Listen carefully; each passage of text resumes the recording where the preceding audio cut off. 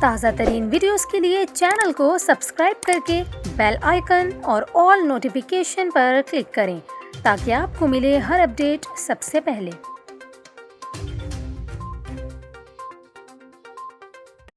اور یہاں پر آپ کو خبر دیں، وزیر اعلیٰ پنجاب کے انتخاب کے لیے اراکین اسمبلی کی پنجاب اسمبلی آمد کا سلسلہ جاری ہے۔ پی ٹی آئی اور کاف لیگ کے اراکین اسمبلی 4 بسوں کے ذریعے قافلے کی صورت میں نجی ہوٹل سے پنجاب اسمبلی پہنچے۔ وزیر اعلیٰ پنجاب کے لیے کاف لیگ اور تحریک انصاف کے مشترکہ امیدوار چودھری پرویز الہی اور سابق وزیر اعلیٰ پنجاب عثمان بزدار بھی پنجاب اسمبلی پہنچ چکے ہیں۔ پاکستان تحریک انصاف اور کاف لیگ کی جانب سے 186 اراکین کی حمایت کا دعویٰ کیا جا رہا ہے، جبکہ پاکستان مسلم لیگ نون کی جانب سے بھی گزشتہ روز 180 اراکین کی حمایت کا دعویٰ کیا گیا تھا۔ 17 جولائی کو ہونے والے ضمنی الیکشن کے بعد پنجاب میں اپوزیشن کا پلڑا بھاری ہو گیا۔